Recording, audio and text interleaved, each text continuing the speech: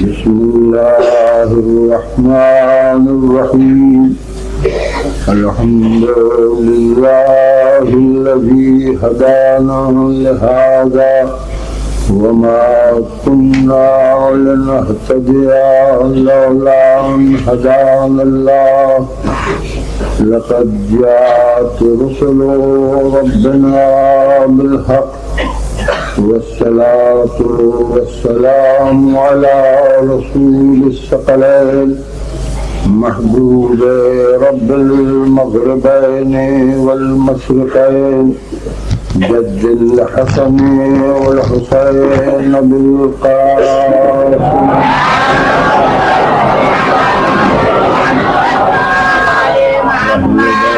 الطيبين الطاهرين المعصومين لعنة الله على أعدائهم أجمعين من يومنا هذا إلى يوم الدين.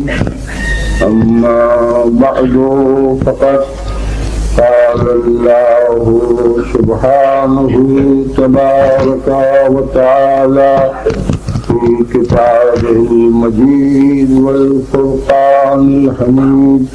بسم الله الرحمن الرحيم. قد جاءكم من الله نور وكتاب مبين. صلوات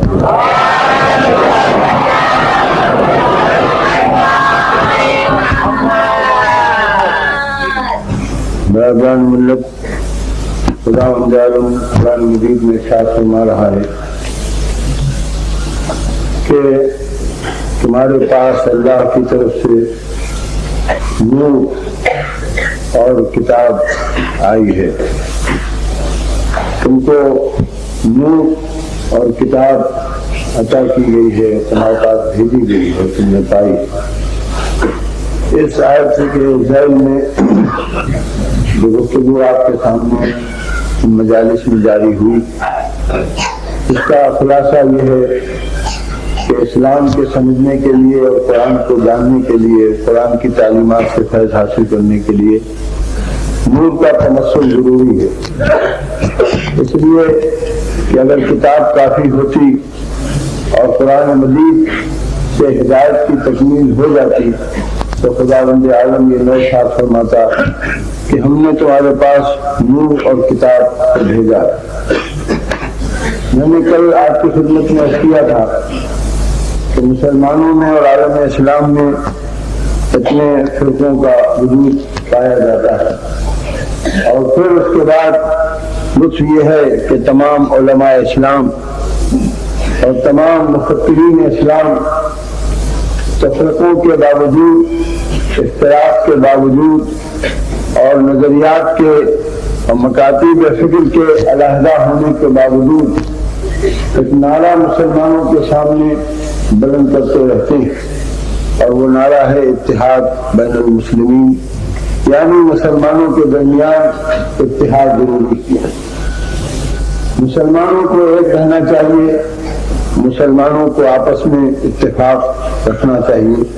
اس میں کوئی شک نہیں کہ کوئی بھی باشعور انسان، کوئی بھی سمجھدار انسان اور کوئی بھی سچا مسلمان اس بات سے انکار نہیں کر سکتا کہ اتحاد اور اتفاق میں جو لطف ہے اور جو بات ہے وہ افتراق میں نہیں. یعنی تفرقہ انسانی برادری کے لیے، انسانی سماج کے لیے، انسانی معاشرے کے لیے اور انسانی زندگی کے لیے تباہ ہوئی. اگر ہم میں تفرقہ ہوتا ہے، اگر ہم میں اختلافات ہوتے ہیں، اگر ہم میں مختلف گروہ ایک دوسرے سے متصادم ہوتے ہیں تو زندگی مفلوج ہو جاتی ہے. دین کی بات تو بعد میں رہی، دنیا بھی مفلوج ہو جاتی ہے، اور اس کا تجربہ آپ برابر کرتے رہتے ہیں. یہ آواز جو ہر طرف گونج رہی ہے اور دینی ضرورت کے لحاظ سے اس کے اعلانات سامنے ہوتے رہتے ہیں، یعنی کہ سب مل کے ایک ہو جائے اور سارے مسلمان ایک پلیٹ فارم پر آ جائیں، سارے مسلمانوں میں ایک دوسرے سے محبت بڑا اسلام پیدا ہو جائے اور سب مل کے رہیں، یہ بات بہت اچھی ہے اور کوئی شخص اس سے انکار نہیں کر سکتا اور میں بھی اس کا مخالف نہیں۔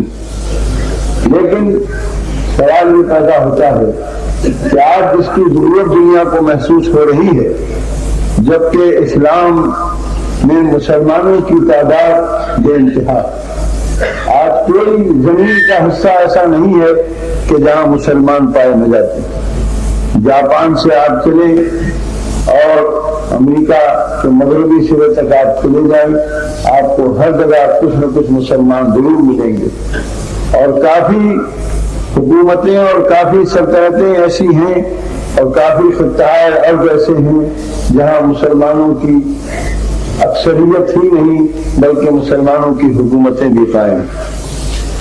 تو آج جب دنیا میں لاکھوں نہیں بلکہ کروڑوں کی تعداد میں مسلمان ہیں، اس وقت اتحاد کی ضرورت مسلمانوں کو محسوس ہوتی، اور اس اتحاد کی ضرورت کا سبب جو دنیا کے سامنے پیش کیا جاتا ہے وہ یہ ہے کہ جو اسلام دشمن طاقتیں ہیں، اسلام سے مخالفت کرنے والی طاقتیں ہیں، اسلام سے عداوت رکھنے والی قوتیں ہیں، وہ اس وقت اسلام کے خلاف متحد۔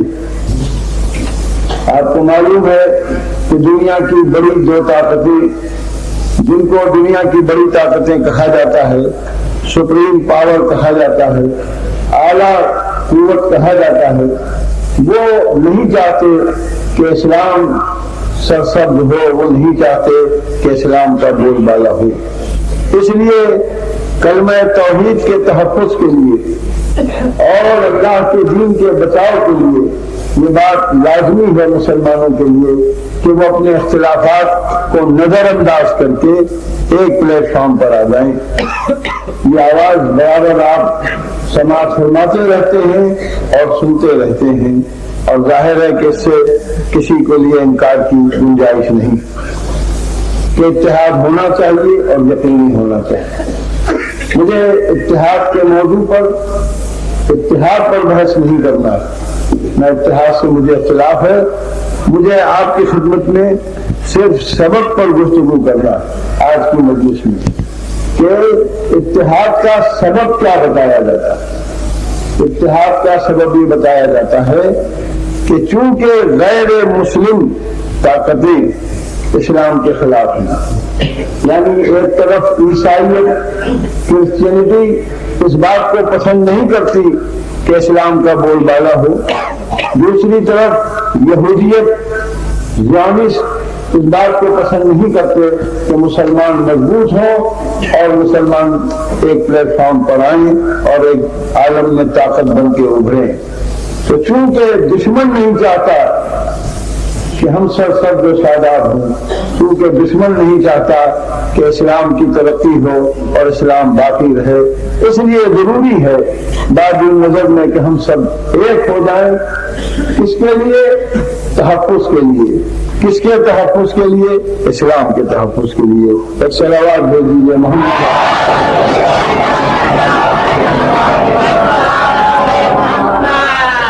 جہاں تک اس کے سیاسی پہلو کا تعلق ہے، مجھے اس کے اوپر کوئی کمنٹ نہیں کرنا ہے، نہ مجھے اس کے اوپر کچھ آپ کی خدمت میں عرض کرنا ہے، لیکن جہاں تک اس کے دینی پہلو کا تعلق ہے میں اپنا فریضہ سمجھتا ہوں کہ کچھ آپ کی خدمت میں عرض کرنے کی کوشش کروں، نہ اس لیے کہ اپنے خیالات کو آپ کے ذہنوں میں اتارنا چاہتا ہوں بلکہ اپنی اصلاح کے لیے کہ میری جو فکر ہے اور اس سلسلے میں میری جو پریشانی ہے اسے آپ دور فرما دیں۔ میں آپ کے لیے نہیں پڑھ رہا ہوں، اپنے لیے پڑھ رہا ہوں۔ گزارش میری صرف اتنی ہے اس منزل میں کہ دوسری طاقتوں کے سامنے ہمیں ایک ہونا چاہیے تاکہ ہم اسلام کا تحفظ کر سکیں۔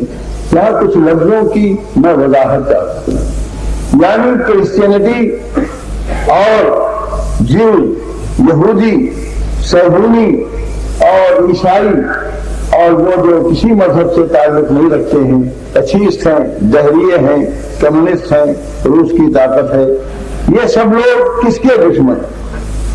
پہلی بات تو ہمیں اس بات پر غور کرنا چاہیے کہ یہ سب لوگ اسلام کے دشمن ہیں، لہذا ان کے مقابلے میں ہم کو ایک ہونا چاہیے۔ تو اگر اسلام کے دشمنوں کے مقابلے میں ہمارا ایک ہونا ضروری ہے تو اس میں یہ شرط مناسب نہیں معلوم ہوتی کہ ہم صرف عیسائیوں ہی کے مقابلے میں، یہودیوں ہی کے مقابلے میں اور دہریوں ہی کے مقابلے میں ایک ہوں۔ اسلام کے دشمنوں کے مقابلے میں ہمیں ایک ہونا چاہیے اسلام کے تحفظ کے لیے۔ اگر خود مسلمانوں میں اسلام دشمن طاقتیں موجود ہوں تو آواز دے دیجیے محمد۔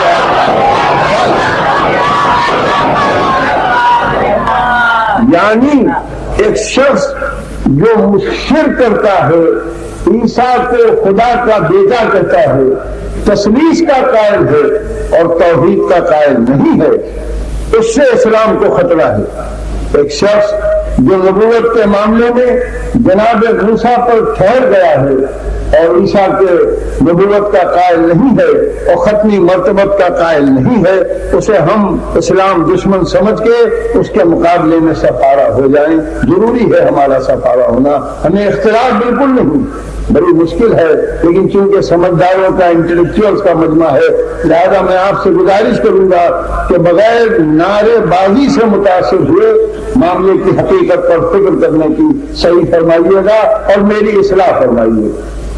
گزارش میری یہ ہے کہ اسلام دشمن طاقتوں کے خلاف ہم متحد ہوں یا مسلمان دشمن طاقتوں کے خلاف ہم متحد۔ آپ کہیں گے اسلام اور مسلمان میں کیا فرق ہے؟ اسلام اور مسلمان میں بڑا فرق ہے۔ آج ہم کو اسلام کچھ اور نظر آتا ہے اور مسلمان کچھ اور نظر آتا ہے۔ پہلے تو ہم یہی طے کریں کہ جو اسلام ہے وہی مسلمان ہے، جو مسلمان ہے وہی اسلام ہے۔ نہیں، یہ بات تو نہیں ہے، اسلام کچھ اور ہے اور مسلمان کچھ اور ہے۔ تو جب اسلام کچھ اور ہے اور مسلمان کچھ اور ہے تو اسلام کے لیے اگر ہم متحد ہوں گے تو ہر اسلام دشمن طاقت کے سامنے ہم کو متحد ہونا پڑے گا۔ ہم سارے ان مسلمانوں کو جو مسلمان ہیں، اسلام دیکھ مسلمان ہیں، ان تمام اسلام دشمن مسلمانوں کے سامنے بھی متحد ہونا پڑے گا جو کلمہ پڑھ کے اسلام کی دشمنی کر رہے ہیں۔ اگر آپ کا عقیدہ یہ ہے کہ نہیں، حالت کفر میں رہ کر، حالت شرک میں رہ کر، توجہ کر رہا ہوں، حالت کفر میں رہ کر، حالت شرک میں رہ کر اگر اسلام کی مخالفت کی جائے تو وہ اس قابل ہے کہ انسداد کی کوشش کی جائے، اس کا مقابلہ کیا جائے۔ لیکن اگر حالت اسلام میں رہ کر اسلام سے دشمنی کی جا رہی ہے تو ہمیں یہ حق نہیں ہے کہ ہم اپنے سچے مسلمانوں کو نشاندہی تک کر سکیں کہ وہ کون اسلام دشمن طاقتیں ہیں جو خود مسلمان بن کر اسلام میں رہ کر اسلام کی مخالفت کر رہی ہیں اور کرتی رہتی ہیں۔ 1400 برس کی تاریخ ہے اور نہ جانے کیسوں برس کی تاریخ ابھی اور بننے والی۔ آپ کہیں گے کہ یہ بات تو تمہاری صحیح ہے، لیکن سوال یہ ہے کہ ہم انہیں کہیں گے کیا؟ مشرک کہہ نہیں سکتے، کافر کہہ نہیں سکتے، کیونکہ وہ کہتے ہیں اشہد ان لا الہ الا اللہ۔ اشہد ان لا الہ الا اللہ کہنا دلیل ہے کہ موحد ہے، اشہد ان لا الہ الا اللہ کہنا دلیل ہے کہ مشرک نہیں ہے، اشہد ان محمد رسول اللہ کہنا دلیل ہے۔ اس بات کی دلیل ہے کہ وہ کافر نہیں ہیں، مسلمان ہیں، حضور کی رسالت کے قائل ہیں۔ تو ٹھیک ہے، دو ہی طاقتیں ہیں اسلام دشمن، ایک مشرک، دوسرا کافر۔ لیکن میرا آپ سے سوال ہے کہ جس قرآن پر آپ سے گفتگو ہو رہی ہے اس قرآن میں ایک سورہ ہے جس سورے کا نام ہے سورہ منافقون، یعنی قرآن مجید اسلام کے 3 دشمن بناتا، مشرک، کافر، منافق، اور آج ہم امت کو اسلام کے صرف 2 ہی دشمن بتاتے ہیں، مشرک اور کافر۔ تو کیا ہمارا کچھ میل منافقوں سے ہے؟ اگر نہیں ہے تو اسی چیز کو آگے بڑھاتے ہوئے مجھے اجازت دیجیے کہ میں مسلمانوں کے سامنے عرض کر سکوں کہ آپ کوئی ایک پلیٹ فارم پر آنا ہے، مگر نہ صرف مشرک اور کافر کے مقابلے میں بلکہ منافق کے بھی مقابلے، کیونکہ منافق بھی اسلام کا دشمن ہے۔ منافق کون ہے؟ مشرک کون ہے؟ جو اللہ میں کسی کو شریک کرتا ہے۔ کافر کون ہے؟ جو اللہ کے پیغام اور اللہ کی بتائی ہوئی باتوں کا انکار کرتا ہے۔ جو انکار کرتا ہے وہ کافر ہے، جو اللہ میں شریک کرتا ہے کسی کو وہ مشرک ہے۔ منافق کون ہے؟ تو مجھ سے نہ پوچھیے، قرآن سے پوچھیے۔ قرآن مجید سورہ منافقون کی پہلی آیت میں کہتا ہے، اے میرے رسول، یہ لوگ جو تمہارے پاس آ کے گواہی دیتے ہیں کہ کوئی اللہ نہیں ہے سوائے اس وحدہ لا شریک کے اور تم اس کے رسول ہو، اگرچہ خدا بھی اس بات کا گواہ ہے کہ تم اس کے رسول ہو اور وہ ایک ہے، مگر یہ جھوٹے ہیں۔ قرآن جھوٹا ہے۔ یہ اب میرے کنفیوژن کی منزل آ گئی جس کو میں آپ سے واضح کرنا چاہتا ہوں کہ اشہد ان لا الہ الا اللہ، اشہد ان محمد رسول اللہ کلمہ سچ ہے کہ جھوٹ؟ کا سچ ہے۔ تو جو کہے خدا ایک نہیں وہ جھوٹا، جو کہے جناب محمد مصطفیٰ صلی اللہ علیہ وسلم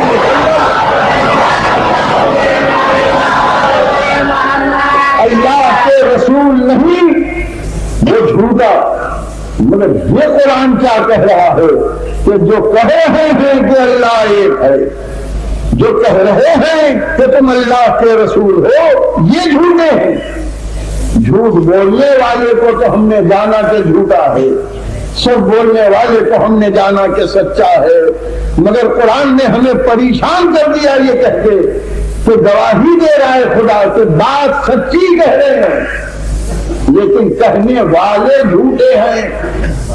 اب آپ مجھے خود سمجھائیے، کیا خدا ایک نہیں کا ایک ہے؟ کیا وہ اللہ کے رسول نہیں تھے؟ اب تھے اور ہیں۔ تو پھر اللہ کو ایک کہنے والا اور سرور کائنات کو اللہ کا رسول بتانے والا جھوٹا کیسے؟ اور یہ جھوٹ بولا بھی کس سے؟ ہم سے، آپ سے نہیں، ہمارے علماء کے سامنے نہیں، ہمارے نوجوانوں کے سامنے نہیں، ہمارے بزرگوں کے سامنے نہیں، رسول اللہ کے سامنے، ان کی زندگی میں، ان کے سامنے، ان کے منہ پر، ان کی مسجد میں بیٹھ کے صلوات دے دیجیے محمد۔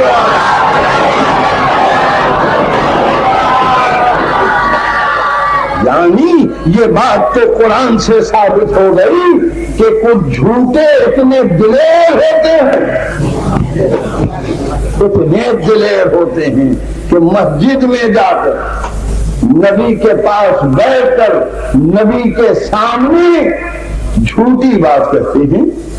کیا بات جھوٹی ہے؟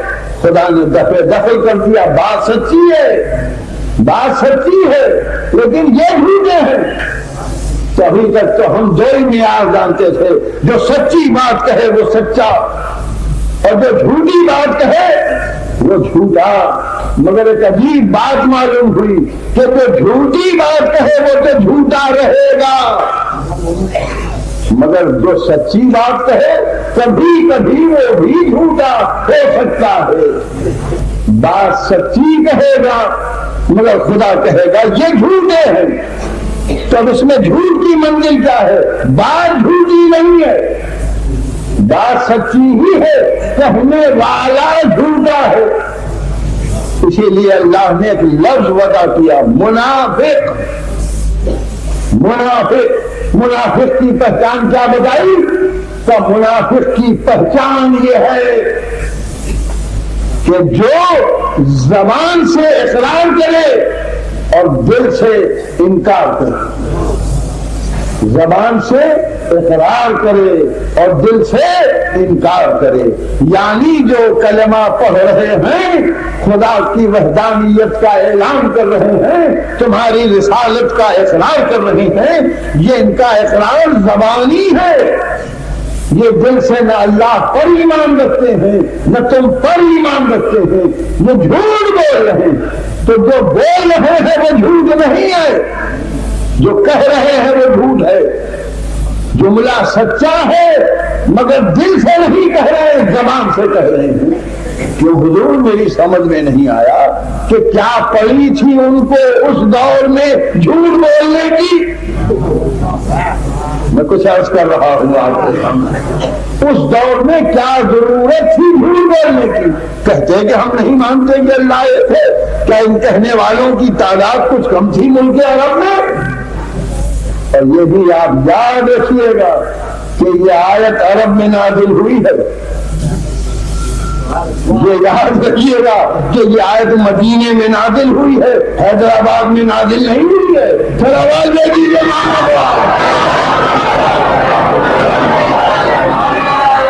اس لیے کہ ملکوں کا بھی تو تقدس ذہنوں کو تاریخ ہے. ہمارے ذہنوں میں یہ بات بٹھا دی گئی ہے کہ جو بات بھی مکے سے نکلے اور جو بات بھی مدینے سے نکلے وہ بات قرآن و حدیث سے کم نہیں ہے. جناب مکے والے کہتے ہیں، جناب مدینے والے کہتے ہیں. مکے والے اسلام کے معنی یہ سمجھتے ہیں، مدینے والے اسلام کے معنی یہ سمجھتے ہیں. اور مکے اور مدینے والے جو کہہ دے وہی اسلام ہے.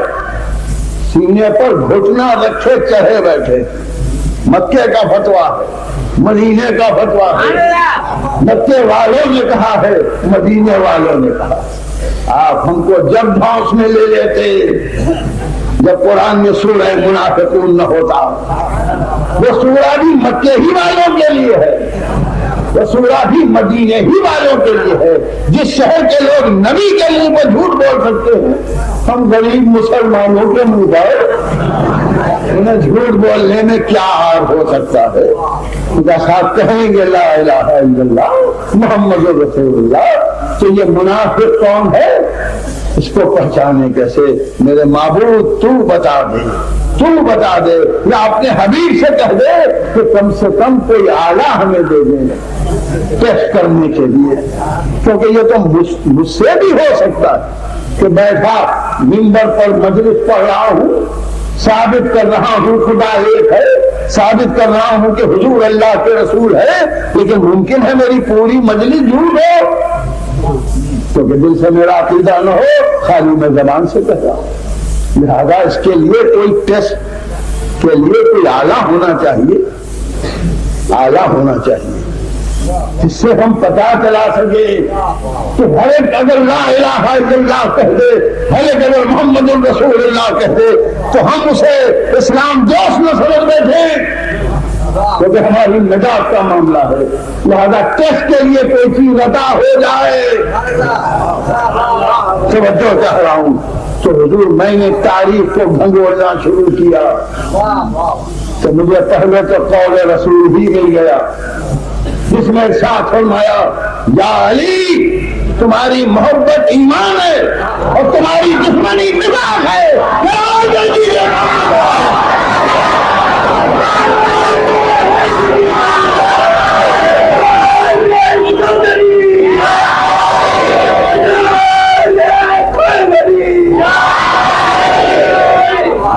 علماء سے دریافت کریں کہ پیغمبر اسلام نے یہ ارشاد فرمایا کہ نہیں. احادیث میں تواتر سے یہ وارد ہے کہ نہیں کہ پیغمبر اسلام بار بار فرماتے تھے یا علی تمہاری دوستی حب کا، تمہاری محبت تقویٰ ہے اور ایمان ہے، اور تمہاری عداوت، تمہاری دشمنی کفر ہے اور نفاق ہے.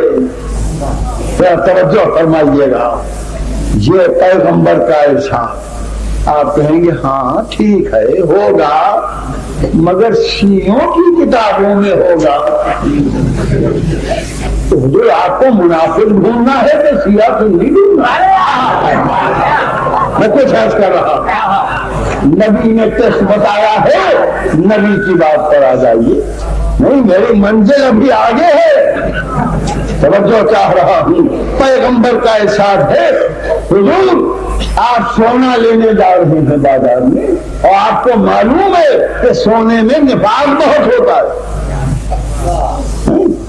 لوگ کوٹ کر دیتے ہیں سونے کو پیتل پر اور پیتل کو سونے کے بھاؤ بیچ لیتے ہیں، اور آپ کو معلوم ہوا کہ طاہر صاحب کے پاس کسوٹی ہے۔ آپ نے کہا طاہر صاحب پاس کسوٹی ہے؟ ان کا آج کل آئے ہوئے حیدرآباد اور وہ ساتھ رکھتے ہیں۔ ان کا طاہر صاحب کا مسلک کیا ہے؟ کہتے ہیں تو وہ شیعہ اسنا عشری، تو کسوٹی بیکار ہے۔ کیا کسوٹی بھی سنی شیعہ ہوتی ہے؟ توجہ چاہیے۔ اگر آپ کو سونا خریدنا ہوگا تو آپ بالکل اس میں درد نہیں کریں گے کہ مجھ سے آ کے مانگ لیں، لائیے ہم کس کے واپس کر دیں گے۔ کیوں؟ اس لیے کہ سونا خریدنا تو دولت دنیا میں یہ احتیاط کے مذہب کا فرق نہ رہے، فرقے کا فرق نہ رہے، اور ایمان اور نفاق کو پہچاننے کے لیے ٹھیک ہے۔ تو اللہ یہ کسوٹی وہ ہے جس پر نہ جانے کس کس نے اسلام کا سونا کس کے دیکھا۔ توجہ فرمائیے گا میری بات۔ پیغمبر نے اعلان فرمایا یا علی تمہاری محبت تقویٰ اور ایمان ہے، یا علی تمہاری عداوت کفر اور نفاق ہے۔ ایک ہی کسوٹی نبی نے دی منافق کو پہچاننے کے لیے، جھوٹے کو سمجھنے کے لیے، محبت علی۔ یاد رکھیے گا علی کی محبت ختم ہو گئی تو کسوٹی ختم ہو جائے گی۔ جتنے گولڈ میں ایڈلٹریشن کرنے والے ہیں ان سب کی ایک ہی تمنا ہے کہ دنیا سے کسوٹی ہو جائے۔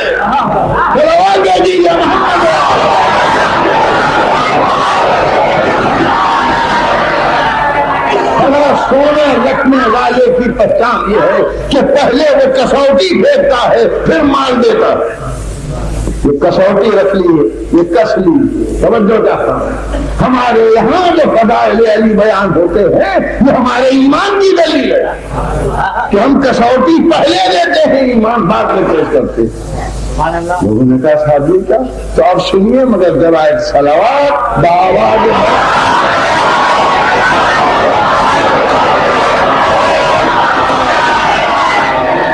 تاریخ میں یہ بات موجود ہے، آپ نے پڑھی بھی ہوگی اور آپ نے سنی بھی ہوگی کہ حضرت عمر رضی اللہ تعالی عنہ جو خلیفہ دوم تھے وہ یہ ارشاد فرمایا کرتے تھے کہ ہم دور نبی میں منافق کو علی کی محبت اور دشمنی سے پہچانتے تھے۔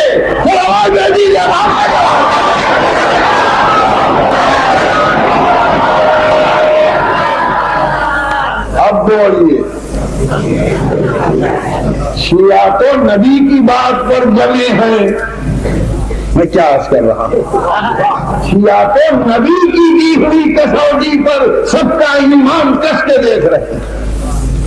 صاحب شیعوں کی کتاب میں ہوگا، نبی نے نہ کہا ہوگا تو جب خلیفہ دوم نے فرمایا، نبی نے تو خالی یہ فرمایا کہ یہ کسوٹی ہے، ایکسپریمنٹ کر کے نہیں بتایا۔ نبی کے قول میں تو صرف اتنا ہے کہ یا علی تمہاری محبت تقویٰ اور ایمان ہے، یا علی تمہاری عداوت کفر و نفاق ہے، لیکن خلیفہ دوم نے قول نبی پر اتنا یقین کیا کہ ایکسپریمنٹ کیا، اور جب ہر ایکسپریمنٹ صحیح اترا تو اعلان کیا کہ ہم نے منافق کو علی کی دشمنی سے پہچانا۔ تو اب تو شیعہ سنی کی بحث نہیں رہی، یہ ایک الگ بات ہے کہ شیعہ محمد ہی کے کہنے پر یقین لیا ہے۔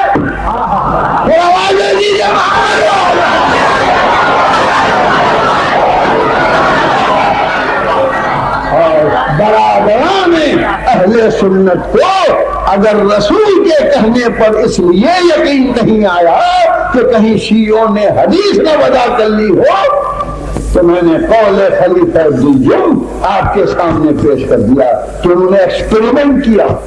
اس کا مطلب یہ ہے کہ خلیفہ دوم کو بھی ضرورت پڑتی تھی، توجہ چاہ رہا ہوں، اس دور میں منافق کو پہچاننے کی۔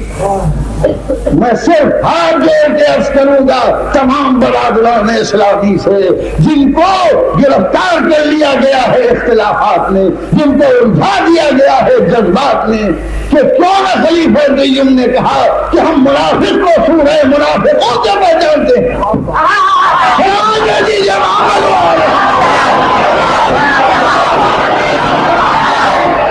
ایک اور سوال لے لیے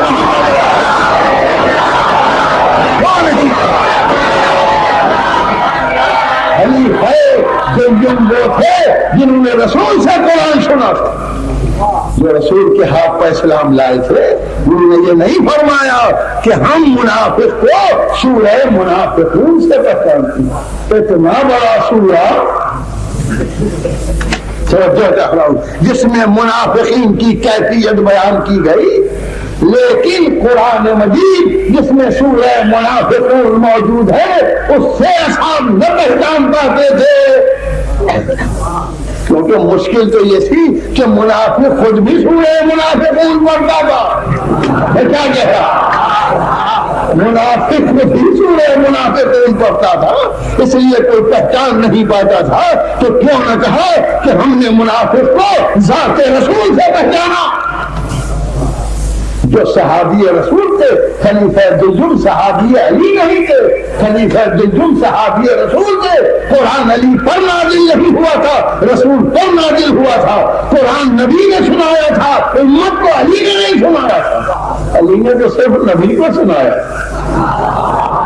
لیکن یہ نہ فرمایا خلیفہ دوم نے کہ ہم منافق کو نبی کی محبت اور نبی کی دشمنی سے پہچانتے تھے۔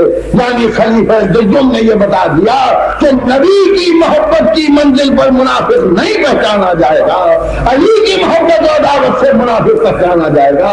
قرآن سے تم منافق کو نہیں پہچان سکتے، منافق کے پہچاننے کا ذریعہ علی کی دشمنی ہے۔ اسی لیے تو اللہ نے کہا تھا کہ ہم نے نور اور کتاب بھیجی، کیونکہ کتاب حال بیان کر دے گی، پہچان نہ بتائے گی، نور پہچان بن جائے گا۔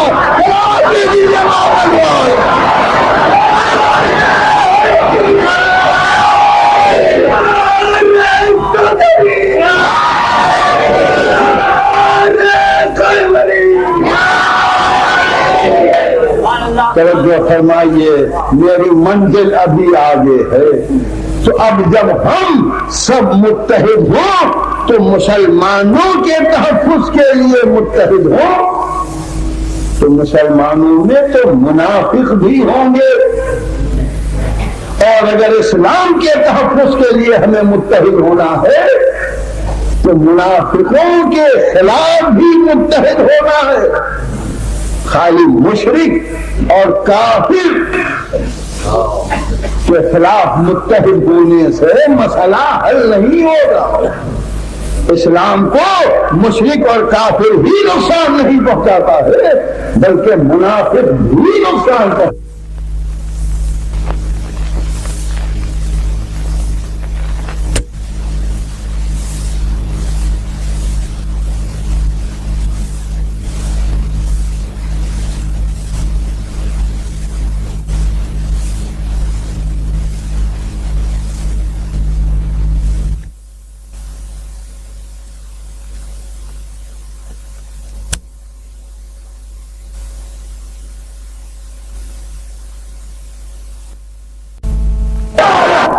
اسلام کو مشرک اور کافر ہی نقصان نہیں پہنچاتا ہے، بلکہ منافق بھی نقصان پہنچاتا ہے، اور منافق کو ہم پہچان نہیں سکتے بغیر علی ابن ابی طالب علیہ السلام۔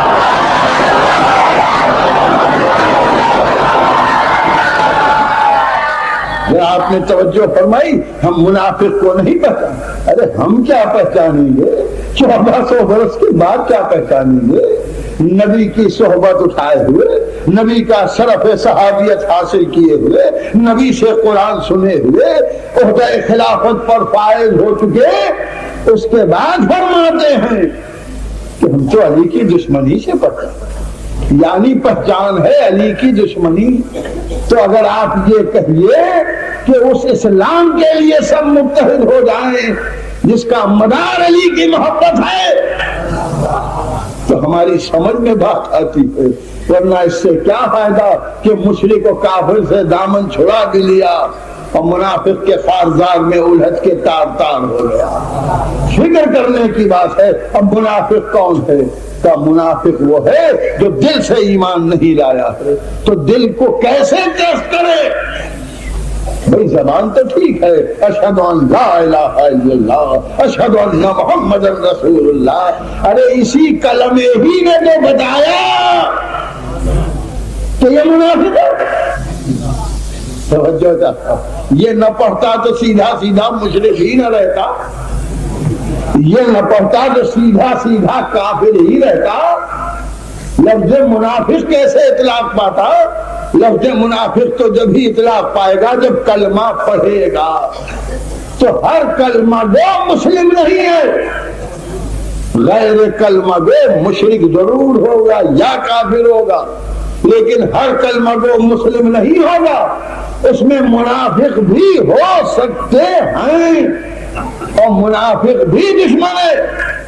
اب آپ مجھے اتنا بتا دیجئے کہ مشرک کی جگہ آخرت میں کہاں ہے؟ کا جہنم، اجرو قرآن، جو کتاب بھیجی گئی ہے، جو آپ نے اللہ کی طرف سے کتاب پائی ہے، وہ کئی جگہ یہ اس بات کا اعلان کرتی ہے۔ کتاب قرآن مجید میں اعلان موجود ہے کہ مشرک جہنم میں، اور نہ جانے کتنی حدیثیں اس کی وضاحت کرتی ہیں، جس میں پیغمبر اسلام نے فرمایا ہے کہ مشرک کبھی جنت نہیں جا سکتا۔ یہ دو باتیں کیسی؟ یہ کہہ دیا کہ جہنم جائے گا کافی ہے، یہ بھی کیوں کہا کہ جنت نہیں جا سکتا؟ بتا دیا کہیں تم تیسری جگہ میں تلاش کر لو۔ میں کچھ کہہ لہذا فرمائیے گا، جگہیں دونوں ہیں لیکن قانونی لفظیں بتا رہی ہیں کہ مشرک جنت نہیں جا سکے گا، مشرک جنت کی خوشبو نہیں سون سکے گا، مشرک جہنم میں جائے گا۔ کافر کے متعلق کیا خیال ہے؟ کیا خیال ہے؟ تو آپ کہیں گے خیال کی کیا بات ہے، کافر جہنم میں جائے گا، ایک آج کوئی بچ کے نکل جائے گا جنت کا؟ ایک بھی نہیں۔ ہر کافر، ہر کفر کرنے والا، اس کی جگہ جہنم ہے، اور جنت میں کوئی کافر نہیں جائے گا، نہیں جائے گا۔ تو جو مشرک ہے وہ جہنم جائے گا، جو کافر ہے وہ جہنم جائے گا۔ مومن کہاں جائے گا؟ کہ مومن جہنم نہیں جائے گا، مومن جنت جائے گا۔ تو مشرک کی جگہ معلوم ہو گئی، کافر کی جگہ معلوم ہو گئی، مومن کی جگہ معلوم ہو گئی۔ اب منافق کہاں جائے گا؟ کیونکہ نہ وہ پکا مشرک و کافر ہے، نہ وہ پکا مومن ہے۔ توجہ چاہ رہا، وہ دل میں مشرک و کافر ہے اور زبان سے مسلم ہے، تو خالی زبان سے اقرار کا کچھ تو ایڈوانٹیج ملے۔ معبود کم سے کم اتنا کر کہ جنت میں کڑے لگا کے اور منافقوں کو لٹکا دے کہ کلمہ پڑھنے بھر کا جنت میں رہے اور دل کے کفر و شرک کی وجہ سے جہنم کی آگ میں سیکتے رہے، جیسے مور سینکے جاتے ہیں آپ کے دکانوں کو آپ نے دیکھا تو آواز آئے گی نہیں۔ قرآن آواز دے رہا ہے کہ مشرک جہنم کے آخری درجے میں ہوگا، منافق جہنم کے آخری درجے میں ہوگا۔ آپ نے دیکھا تین تہے بنی، کافر، مشرک، منافق، اور منافق کی جگہ جہنم کا آخری حصہ۔ اللہ اکبر! اس کا مطلب یہ ہے کہ خدا کے نزدیک نفاق، کفر اور شرک سے زیادہ مضر ہے۔ توجہ چاہ رہا ہوں، شرک پر ایسی سزا نہیں دے گا، کفر پر ایسی سزا نہیں دے گا جیسی سزا نفاق پر دے گا۔ تو سب سے زیادہ محفوظ رہنا ہے منافق سے، اس لیے کہ اگر منافق کا ساتھ ہو گیا تو جہنم کی آخری ہو۔ شرک و کفر تو ذرا اوپر کی تہ ہے، آنچ ہلکی ہوگی اور وہاں آنچ سب سے زیادہ ہوگی۔ اب آپ مجھے انصاف سے بتائیے، شیعہ سنی بن کے مت سوچئے گا، مسلمان بن کے سوچئے گا کہ مشرک اور کافر سے زیادہ بدتر اور روح قرآن منافق ہے کہ نہیں؟ تو منافق سے جب تک گریز اختیار نہیں کیا جائے گا اس وقت تک اسلام کا تحفظ نہیں ہو سکے گا۔ اب یہ جو آواز لوگ لگاتے ہیں ہندوستان میں بھی ہے، اور اتفاق سے اس سے قبل ورلڈ اہل بیت لیگ کی کانفرنس لندن میں ہوئی تھی، سٹی یونیورسٹی میں، اس میں شرکت کے لیے گیا تھا، تو وہاں بھی یہی مسئلہ درپیش، یعنی اس کانفرنس کے علاوہ ایک کانفرنس اور ہو رہی تھی ریجن میں، ریجن پارک میں، جو بہت بڑا اسلامک سینٹر ہے اور لندن میں بہت بڑی مسجد ہے مسلمانوں کی، وہاں بھی پورا ویک آف یونٹی، اتحاد کا ہفتہ منایا جا رہا تھا، اور قرآن مجید کی آیت اس کا ترجمہ بینر پر لکھا تھا، بسم اللہ الرحمن الرحیم واعتصموا بحبل اللہ جمیعا ولا تفرقوا۔ اور دنیا بھر کے ممالک سے علماء اسلام اس کانفرنس میں مدعو کیے گئے تھے۔ ہمارے ایک دوست ہم کو بھی وہاں لے گئے، وہاں جنگ اخبار نکلتا ہے، اس میں مدعوی نے نام پہلے چھاپ دیا بغیر وعدے کے، اور جب چھاپ دیا تو اب تو نام چھپ گیا، آپ کو چل کے تقریر کرنا ہے۔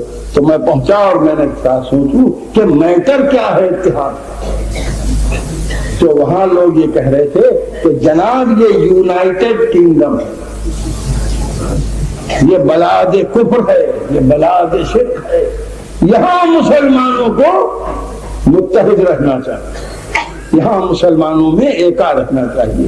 اس لیے کہ برمنگم میں ایک مسجد جلا دی گئی تھی، اور وہ مسجد اس لیے جلا دی گئی تھی کہ اس میں آپس میں مسلمانوں میں جھگڑا ہو گیا۔ جھگڑا اس بات کا تھا کہ وہابی حضرات یہ کہتے تھے کہ اس میں ہماری نماز ہوگی، اور حنفی حضرات یہ کہتے تھے کہ اس میں ہماری نماز ہوگی۔ اس میں اتنا جھگڑا بڑھا کہ تالا پڑ گیا، گورنمنٹ نے لاک لگا دیا، اسی پر گریہ وزاری ہو رہا تھا کہ آپس کے اختلاف کی یہ نوبت ہے۔ اور بعد میں کچھ یہودیوں کو موقع ملا، جب انہوں نے دیکھا کوئی نماز ہی پڑھنے نہیں آتا تو اسے جلا دیا۔ لہذا یہ شور و غوغا تھا، صاحب یہاں تو ایک ہونا چاہیے، یہاں تو ایک ہونا چاہیے، یہاں تو ایک ہونا چاہیے۔ توجہ، میں کیا بولتا؟ اچھا پھر جب اجتماعی کوئی کانفرنس یا میٹنگ ہوتی ہے یا کوئی مجمع مختلف الخیال مسلمانوں کا جمع ہو جاتا ہے، وہاں سب چوڑے رہتے ہیں۔ ایک سیاہی کے لیے بڑی پریشانی، کیونکہ یہ کہہ دینا ہی کافی، ارے یہ تو سیاہ ہے، ختم ہو گئی بات، بس اتنا کافی ہے۔ توجہ فرمائیے گا، یعنی عالم اسلام میں ہر فرقے کی بات کو وزن ہے، اور نہیں ہے تو ہماری بات کو وزن نہیں ہے، تو ہم مجبور ہوتے ہیں سوچنے پر کہ دیکھیں ہم وہ قوم میں کیوں ہے عالم اسلام کہ جس سے کوئی اتفاق کرتا ہی نہیں، تو ایسے دین کو چھوڑ دینا چاہیے۔ میں اپنی بات کہہ رہا ہوں، اپنے عقیدے کی بات کہہ رہا ہوں۔ میں بھی پریشان ہوا، اس میں میرا نمبر آیا، جناب اتنے بڑے بڑے علماء اور بڑی بڑی مسجدوں کے پیش امام اور پورے ورلڈ سے لوگ جمع، میں حقیر سراپا تقصیر۔ میں نے کہا صاحب مجھے تقریریں بہت پسند آئی، اور اس میں کوئی شک نہیں کہ مسلمانوں میں اتحاد ضروری ہے، لیکن سبب اتحاد جو سب نے بنایا کہ اگر مسلمان متحد نہیں ہوگا تو مسجد جلے گی، گھر جلیں گے، تباہی آئے گی، دشمن مار ڈالے گا، تو اس کا مطلب یہ ہے کہ خوف دشمن سے اتحاد کی ضرورت ہے۔ اور میں نے کہا یہ مسئلہ ہمارے ہندوستان میں بھی ہے، کیونکہ ہم بھی وہاں ہیں جہاں میجارٹی مسلمز کی نہیں ہے، مسلمز کی گورنمنٹ نہیں ہے، ٹھیک ہے ہندوؤں کی نہیں ہے، سیکولر ہے، لیکن نیچر اور کانسٹیٹیوشن سے گورنمنٹ آف انڈیا سیکولر ہے، لیکن میجارٹی تو ہندوز کی ہے۔ وہاں بھی سب کہتے ہیں یہاں بھی ایک ایک کی ضرورت ہے۔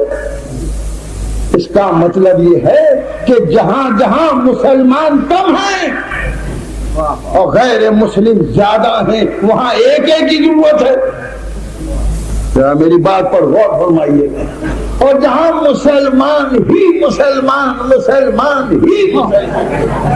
وہاں کیا ایک ایک کی ضرورت ہے؟ میں کچھ عرض کر رہا ہوں. اس کا مطلب یہ ہے کہ وہاں اتحاد کی ضرورت ہی نہیں، کیونکہ سب تو مسلمان ہیں. کس کے مقابلے پر اتحاد ہو؟ اور جب عالمی خطرہ پیدا ہو جائے مسلمانوں کو سب ایک. کیوں؟ اس لیے کہ یہ جلا دیں گے، یہ پھونک دیں گے. تو میں نے اس خدا میں ایک سوال کیا کہ عیسائیوں کے جلا دینے کے ڈر میں تمام علماء اسلام ہر فرقے کے کہہ رہے ہیں کہ ہمیں ایک ہونا چاہیے. یہودیوں کے جلا دینے کے ڈر سے سب کہہ رہے ہیں کہ ہمیں ایک ہونا چاہیے. ہندوستان میں ہندوؤں کے جلا دینے کے ڈر سے سب کہتے ہیں ہمیں ایک ہونا چاہیے. اور وہ جو اللہ نے قرآن میں 100 جگہ کہا ہے ہم جہنم میں جلائیں گے، ہم جہنم میں جلائیں گے، تو عیسائی کو ڈر رہے ہیں، یہودی کو ڈر رہے ہیں.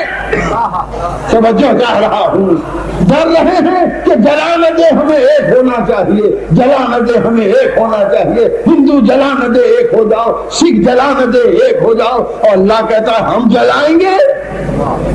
تو اس کا کسی کو ڈر ہی نہیں ہے. جلا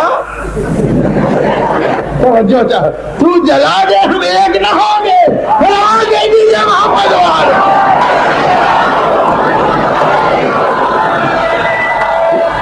بھئی اللہ نے بھی جو جلانے کو کہا، اور اس دنیا کی آگ سے تو خدا بچا بھی سکتا ہے. میں کچھ عرض کر رہا ہوں. نمرود نے کتنی آگ روشن کی تھی؟ کیا ابراہیم کو جلا ڈالا؟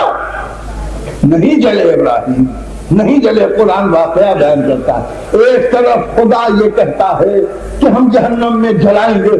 کس کو جلائے گا؟ مشرک کو جلائیں گے، کافر کو جلائیں گے، منافق کو جلائیں گے. اچھا، نمرود کہتا ہے ہم مومن کو جلائیں گے. سبحان اللہ. اللہ کا اعلان ہے کہ ہم مشرک کو جلائیں گے، ہم کافر کو جلائیں گے، ہم منافق کو جلائیں گے. نمرود نے کہا ہم تیرے مومن کو جلائیں گے. اللہ نے کہا جلا. توجہ چاہ رہا ہوں. اور اس نے ڈال دیا آگ میں، نہ جلا پایا. خدا نے بتا دیا اگر مومن بن جاؤ گے تو کوئی نہ جلا پائے گا.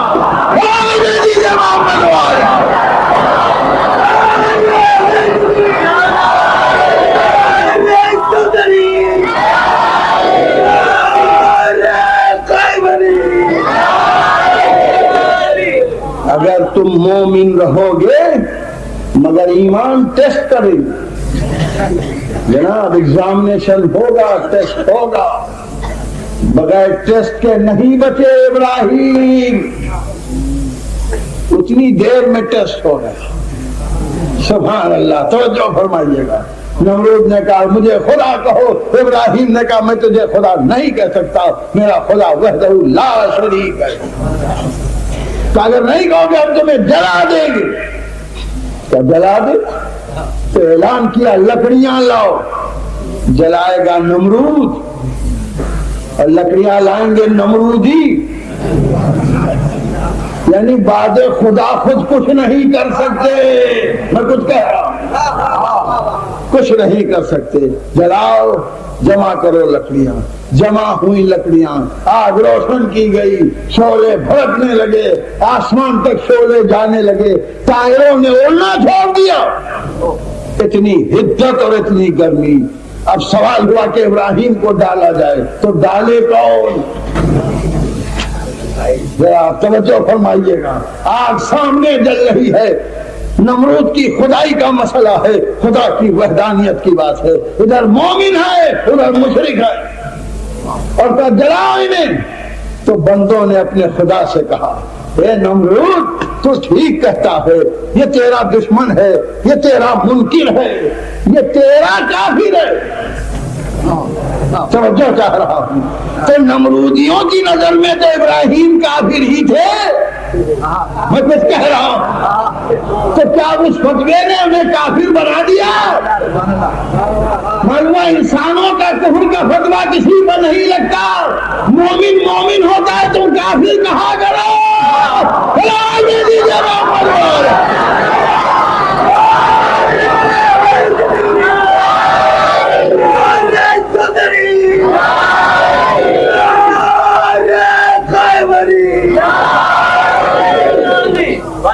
اب آپ مجھے ایک سیکنڈ آپ کو اس منزل پر روکوں گا.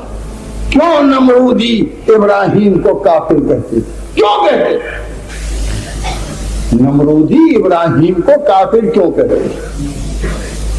اور جناب ابراہیم انہیں کافر کیوں کہتے تھے؟ سمجھو بھائیے گا.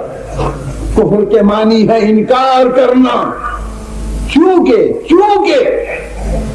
جناب ابراہیم نمرود کی خدائی کا انکار کر رہے تھے، لہذا ان کی نظر میں یہ کافر، اور چونکہ یہ خدا وحدہ لا شریک کا انکار کر رہے تھے، لہذا جناب ابراہیم کی نظر میں وہ کافر. تو جب کفر کے فتوے دو طرف سے چلے، توجہ چاہ رہا ہوں، تو سمجھ لیجیے گا دونوں صحیح ہیں. اس لیے صحیح ہے کہ آپ جسے مانتے ہیں اسے جو نہیں مانتا. میں کیا کہہ رہا ہوں؟ آپ اسے کافر کہتے ہیں، اور ہم جسے مانتے ہیں آپ اسے نہیں مانتے، تو ہم آپ کو کافر کہہ سکتے ہیں. اس سے بڑھ کے رواداری کیا ہوگی کہ آج تک نہیں کہا.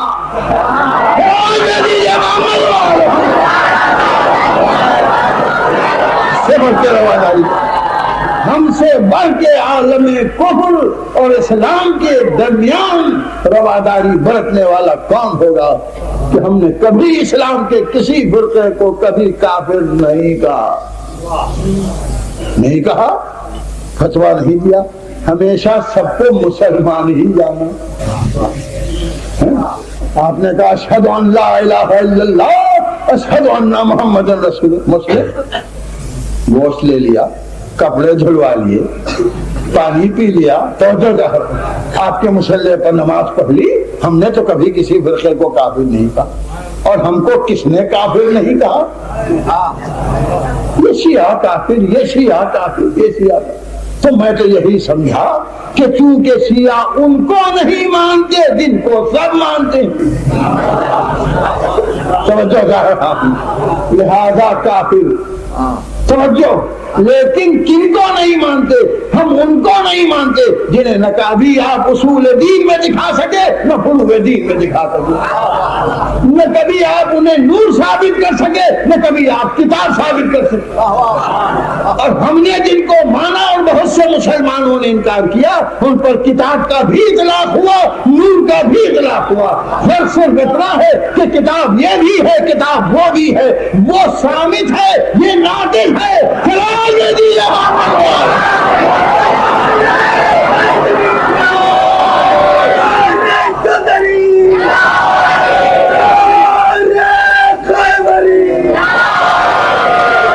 بس یہ انشاءاللہ کل آپ کی خدمت میں کروں گا. آج اپنی بات کو مکمل کر لوں. تو میں نے عرض کیا کہ کفار اور مشرکین کے جلانے کے ڈر سے مسلمانوں میں اتحاد ضروری ہے، اور جہنم میں جلنے کے ڈر سے. تو سب نے میرے اس پوائنٹ کو اپریشیٹ کیا اور کہا صاحب بہت اچھی بات ہے. اور میں نے کہا جب کہ 73 فرقوں کے علماء یہ ارشاد فرماتے ہیں مساجد میں، محراب میں، منبر، کہ پیغمبر اسلام نے ارشاد فرمایا ہے کہ میری امت میں 73 فرقے ہوں گے جس میں صرف ایک ناجی ہو. سب کہتے ہیں، اور اس کے بعد فوراً حدیث پر اپنی حدیث ہم ناجی، یعنی باقی سب جہنمی ہیں. تو اگر ہم دنیاوی اتحاد کو ضروری سمجھتے ہیں دشمنان اسلام کے خوف سے، تو خدا اسلام کے خوف سے کیا ہمیں اتحاد ضروری نظر نہیں آنا چاہیے؟ مگر خدا کے ڈر سے جو اتحاد ہوگا اور دشمنان خدا کے ڈر سے جو اتحاد ہوگا، ان دو اتحادوں میں ایک نمایاں فرق ہوگا. دشمنان خدا کے ڈر سے جو اتحاد ہوگا اس میں شیعہ شیعہ رہے گا، سنی سنی رہے گا، حنفی حنفی رہے گا، شافعی شافعی رہے گا، مالکی مالکی رہے گا، حنبلی حنبلی رہے گا، دیوبندی دیوبندی رہے گا، بریلوی بریلوی رہے گا، ہے کہ نہیں؟ اسنا عشری رہے گا، ششمامی ششمامی رہے گا، اسماعیلی اسماعیلی رہے گا، داؤدی داؤدی رہے گا، وہ سب ایک ہو جائیں گے۔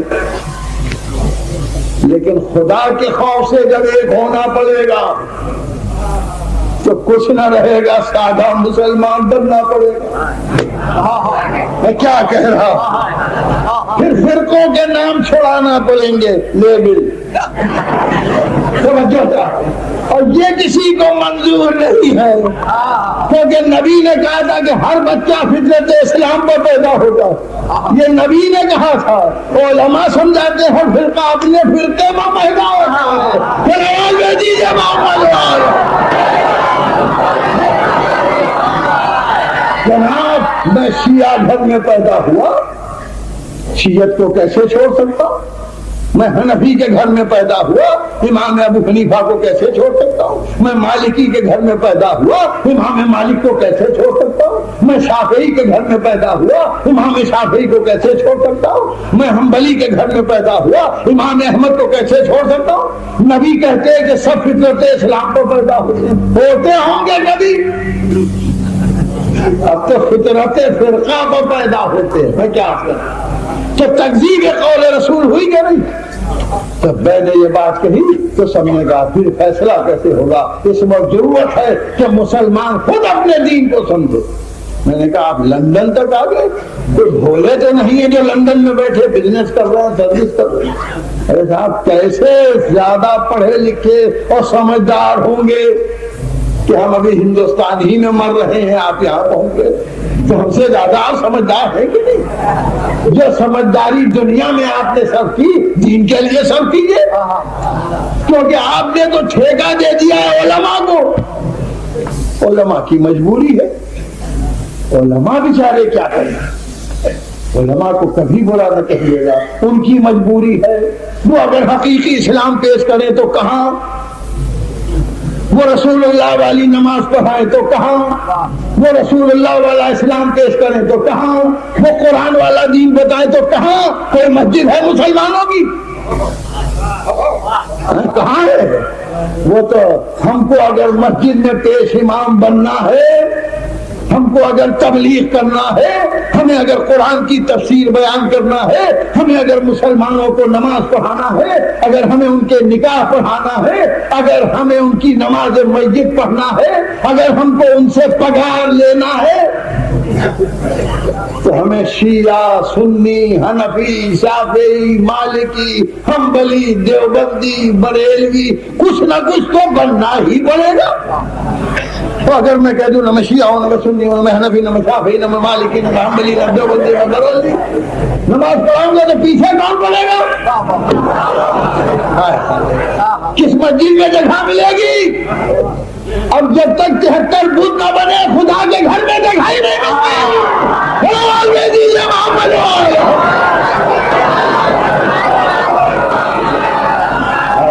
یہیں تک گفتگو کو تمام رکھوں گا، اور اس کے بعد انشاءاللہ کل آپ کی خدمت میں عرض کروں گا۔ تو لوگوں نے کہا ٹھیک ہے، انٹلیکچوئلز کے سوچنے کی بات ہے۔ آج میں اپنے نوجوانوں سے کہتا ہوں کہ جب ہر بات بزرگوں کی بدل گئی، اب کون بزرگوں والی ٹوپی پہنتا ہے؟ اب کون بزرگوں والا پیجامہ پہنتا ہے؟ اب کون بزرگوں والے کھانے کھاتا ہے؟ اب کس کا دل بزرگوں والے مکانوں میں لگتا ہے؟ تو سب لیٹسٹ اور ماڈرن توجہ۔ ارے صاحب آپ کمال کرتے ہیں، ہم دادا جان کی سیرت بدلے جبکہ دنیا کتنا بدل گئی، ورلڈ کتنا ایڈوانس ہو گیا، ٹیکنیک کتنی ایڈوانس ہو گئی، کتنی چیزیں ایجاد ہو گئی۔ تو خدا را دادا کا چھوڑو مذہب، توجہ، قرآن بھی ایڈوانس ہو گیا، اسلام بھی ایڈوانس ہو گیا۔ سب سے بڑی بات تو یہ ہوئی کہ موقع مل گیا سوچنے اور سمجھنے کا۔ چلو آگے دیجیے محمد۔ لیکن جب سوچنے اور سمجھنے صاحب کنفیوژن بہت ہے، کنفیوژن بہت ہے، کیسے سمجھ میں آئے گا، کیسے سوچ سکتے ہیں؟ کیا کنفیوژن ہے؟ کچھ کنفیوژن نہیں ہے، دور یزید سے زیادہ تو کنفیوژن نہیں ہے۔ توجہ چاہ رہا ہوں، اسلام میں منافقوں نے اتنا رسوخ حاصل کیا کہ کائنات کے سب سے بڑے منافق کو خلیفۃ المسلمین بنا دیا۔ سب سے بڑا کیوں کہا؟ سب سے بڑا یوں کہا میں نے کہ منافق کی پہچان یہ ہے کہ زبان سے کہے کہ اللہ ایک ہے، محمد اس کا رسول ہے، دل میں نہ یقین کرے۔ یزید تو اتنا بڑا منافق تھا جو زبان سے کہتا تھا کیسا خدا، کیسی وحی، کیسا قرآن، کیسا رسول، یہ تو محمد نے ڈھونگ رچایا تھا۔ تو جو یہ کہہ دے اور پھر بھی مسلمان ہی نہیں خلیفۃ المسلمین رہے، اس سے بڑھ کے کنفیوژن کیا ہوگا؟ اور اس دور میں بھی سب پریشان اور سب حیران۔ لیکن کیا آج آپ کو یزید کے سلسلے میں کوئی کنفیوژن ہے؟ نہیں صاحب، کوئی کنفیوژن کی بات نہیں ہے۔ ارے وہ کم بخت ملعون تھا، وہ خدا کو برا کہتا تھا، وہ شراب پیتا تھا، وہ گناہ کرتا تھا، وہ قرآن کا مذاق اڑاتا تھا، اس نے کعبے کا پردہ دلایا، اس نے مسجد نبوی میں گھوڑے بندھوائے، وہ دشمن اسلام تھا، دشمن اسلام تھا مگر خلیفۃ المسلمین تھا۔ ہائے ہائے، میں کیا کہہ رہا ہوں؟ اس کا مطلب یہ مسلمانوں سے پہلے بادشاہوں میں تلاش کرو۔ دیجیے محمد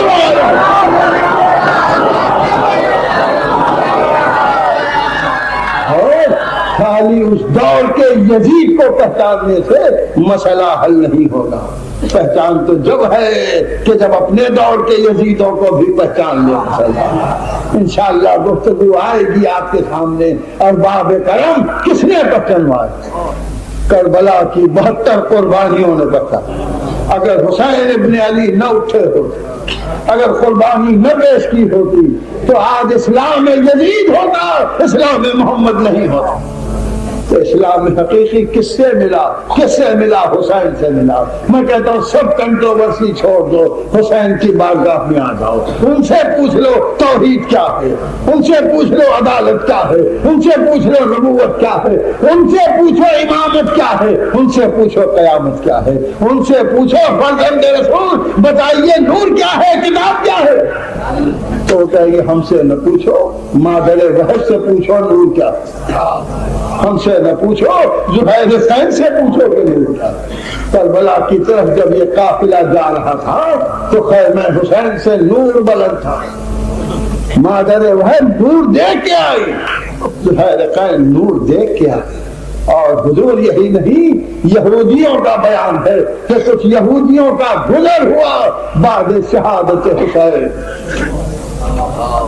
کربلا کی طرف سے 11ویں محرم ہو یا 12، غالباً 12ویں محرم کی رات تھی، گزرے دور قیام کیا تو دیکھا رات کو کچھ لاشیں ہیں جن سے نور بلند ہو رہا۔ اللہ اللہ، یہ ہے وہ نور جو کتاب کے لیے نازل کیا گیا۔ اور یہی نہیں، سر حسین جس تنور میں رکھا گیا نور پھیل گیا، راہب کے دائر میں رکھا گیا تو راہب کی زوجہ نے نور نکلتے دیکھا، اپنے شوہر سے پوچھا کہ یہ کیا چیز رکھی ہے حجرے میں؟ کہا مجھے نہیں معلوم، یزید کا لشکر فتح کر کے لوٹ رہا ہے، کچھ قیمتی سامان ہوگا جو اس نے رکھا ہے۔ کہا میں نے اس میں سے نور نکل کے دیکھا، میں نے آسمان سے اس حجرے پر نور نازل ہوتے دیکھا ہے، میں نے عماریاں اترتے دیکھی ہیں، اس حجرے میں جناب حوا آئی ہیں، جناب سارہ آئی ہیں، جناب مریم آئی ہیں، اور بی بی فاطمہ تشریف لائی، اور جا کے دیکھا تو چہرے اقدس سے نور ساتے تھا۔ یہی نہیں، یہ سر جب زندان شام کے اندھیرے میں آیا تو وہاں بھی نور تھا۔ یہ نور، اس نور کی پہچان تھا۔ بتا دیا کہ انسان کو موت آتی ہے، نور کو موت نہیں آتی۔ چنانچہ آپ لہذا فرمائیں آج جس کے غم میں رونے کے لیے آپ جمع ہوئے ہیں، یعنی وہ حسین ابن علی کی بیٹی، وہ کم سن بیٹی جو اپنے بابا کے سینے پر سویا کرتی تھی، اپنے بابا کے سینے پر سوتی تھی، اللہ اکبر، جو اپنے بابا سے چلتے وقت یہی کہہ رہی تھی، بابا میدان کربلا میں جو گیا وہ زندہ واپس نہیں آیا، اے بابا آپ نہ آئے تو ہم کس کے سینے پر سوئیں گے؟ جو بچی یہ فرمائش کرتی تھی، بابا مجھے مدینے پہنچا دیجیے، جزاکم ربکم، وہی سکینہ شہادت امام کے بعد جس کے کانوں سے بالیاں چھینی گئی، جس کو تماچے لگائے گئے، وہی سکینہ جو شام غریبہ میں بابا کے جنازے پر، وہی جناب سکینہ جو بے کجاوا ناکے پر بیٹھ کر پھوپھی کے ساتھ کربلا سے کوفے اور کوفے سے شام تک اتنے مصائب ہیں کہ ایک مجلس میں بیان نہیں ہو سکتے، اور قید خانے شام میں کیا عالم تھا کہ در زندہ پر کھڑی رہتی تھی، اپنے بابا کو یاد کر کے روتی تھی، بابا کا راستہ دیکھا کرتی تھی۔ ایک رات ایسی بھی آئی زندان شام میں کہ جناب سکینہ سو گئی، بیویوں کو حیرت کہ کبھی سکینہ رات کو نہیں سوئی، یہ آج کیوں سو رہی ہیں؟ تھوڑی دیر آنکھ لگی ہوگی کہ ایک مرتبہ آنکھ کھولی، اٹھی اور کہنے لگی پھوپھی اماں میرے بابا کی گھر، کبھی آئی بھیا سید سجاد میرے بابا کدھر گئے؟ بیویاں سمجھ گئی کہ بچی نے خواب میں اپنے باپ کو دیکھا ہے، فرماتی ابھی یہاں بابا بیٹھے تھے، ابھی میں بابا کی گود میں لیٹی تھی، ابھی میرا باپ مجھے پیار کر رہا تھا، ابھی میرا باپ مجھ سے کہہ رہا تھا سکینہ نہ گھبراؤ ہم تم کو اپنے ساتھ لے چلیں۔ آپ کو معلوم ہے کہ ہر باپ کو اپنے بیٹوں سے زیادہ بچیوں سے محبت ہوتی ہے، اور کم سن بچیوں کو ہر باپ پیار کرتا ہے۔ خدا آپ کی بچیوں کو آپ کی آغوش میں پروان چڑھائے۔ میں اپنی ماں سے کہوں گا کہ تمہیں بھی اپنی بچیوں سے محبت ہوتی ہے، جب بچی گھر میں مچل جاتی ہے گھر کا عجب عالم ہوتا ہے۔ ہائے وہ زندان شام، جناب رباب کیا کریں، سید سجاد کیا کریں، سب گود میں لے کے سمجھا رہے ہیں، مگر سکینہ مچلی ہوئی ہے، میرے بابا کدھر گئے؟ یہ کہتے کہتے خاک پر بیٹھ گئی، روتے روتے خاموش ہو گئی۔ جناب زینب نے جھک کے دیکھا، آواز دی سید سجاد جلدی آؤ، بیٹا دیکھو سکینہ کا کیا حال ہے، انشاءاللہ آپ بہت گریا کریں گے اور مجلس تمام ہوگی۔ روایت بتاتی ہے سید سجاد آئے، بہن کے قریب بیٹھے، چہرے پر جھک کے دیکھا، ایک مرتبہ سر اٹھایا، پھوپھی اماں سکینہ کو بابا لے گئے۔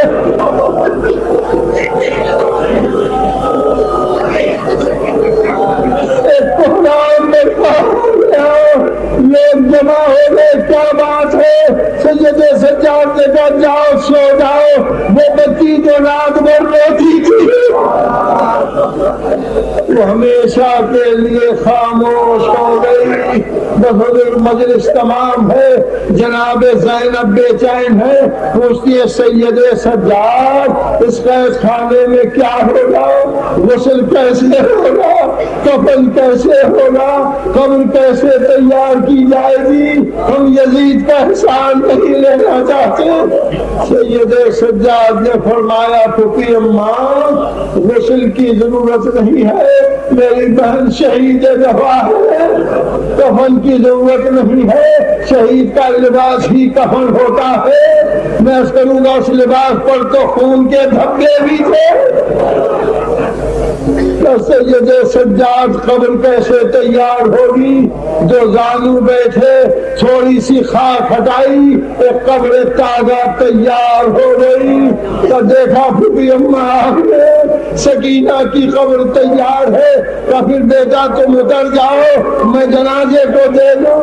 تو پھوپھی اماں اس کی ضرورت بھی نہیں ہے، بہن کو ہاتھوں کو اٹھایا، قبر کے قریب آئے تو قبر سے دو ہاتھ دکھے، آواز آئی لاؤ میری بیٹی کو مجھے دے دو، اے سید سجاد تیری غربت بڑے اور مثال۔ بس جلد آؤ مر جائے گی سکینہ،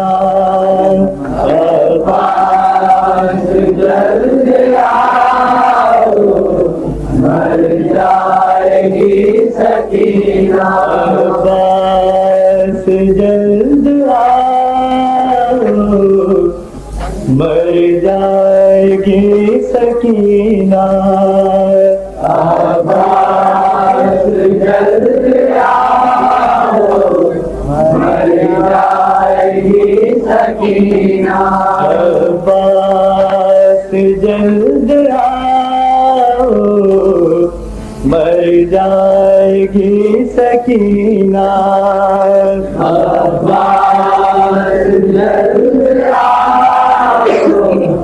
مر جائے گی سکینہ، عباس جلد آؤ مر جائے گی سکینہ، عباس جلد آؤ مر جائے گی سکینہ، کب تک تماچے کھائے اب غم زدہ سکینہ، صبح بہر غم میں اب قلب کا سفینہ، کہتی ہے سکینہ اماں ہے کوئی جینا، عباس جلد آؤ مر جائے گی سکینہ، عباس جلد آؤ مر جائے گی سکینہ، ایک شمع بھی نہیں ہے جسے جلائے، زندہ میں میری بچی خاموش ہو نہ جائے، طاہر کا سونے والے آجا کے چین آئے، طاہر کا سونے والے آجا کے چین آئے، عباس جلد آؤ مر جائے گی سکینہ، عباس جلد آؤ مر جائے گی سکینہ، معصوم کا گلا بھی باندھا گیا رسن سے، معصوم کا گلا بھی باندھا گیا رسن سے، تکلیف کیسے دیکھی چاہے تیری بہن سے، عباس جلد آؤ مر جائے گی سکینہ، عباس جلد آؤ مر جائے گی سکینہ، کس طرح میں بتاؤں کیا حال ہے ہمارا، دیتا ہے شمر ایدا روتی ہے بے سہارا، معصوم کے لبوں پہ بس نام ہے تمہارا، عباس جلد آؤ مر جائے گی سکینہ، عباس جلد آؤ مر جائے گی سکینہ، ایک شمع بھی نہیں ہے جسے جلائے، زندہ میں میری بچی خاموش ہو نہ جائے، طاہر پسونے والے آجا کے چین آئے، عباس جلد آؤ مر جائے گی سکینہ عباس جلد آؤ مر جائے گی سکینہ ساحل پہ کیسے گزری عباس کیا ہوا ہے بچی تڑپ رہی ہے بس دم رکا ہوا ہے بچی تڑپ رہی ہے بس دم رکا ہوا ہے عباس جلد آؤ مر جائے گی سکینہ عباس جلد آؤ مر جائے گی سکینہ صلوات و سلام آپ پہ یا فاطمہ زہرا صلوات و سلام آپ پہ یا فاطمہ زہرا ہم آئے ہیں پرسے کے لیے فاطمہ زہرا صلوات و سلام آپ پہ یا فاطمہ زہرا صلوات و سلام آپ پہ یا فاطمہ زہرا ہم آئے ہیں پرسے کے لیے فاطمہ زہرا کانت سکینہ کے اتارے گئے گوہر کانت سکینہ کے اتارے گئے گوہر زینب کی بچھینی ہے ردا فاطمہ زہرا صلوات و سلام آپ پہ یا فاطمہ زہرا صلوات و سلام آپ پہ یا فاطمہ زہرا ہم آئے ہیں پرسے کے لیے فاطمہ زہرا ہائے ہائے ہائے ہائے ہائے ہائے ہائے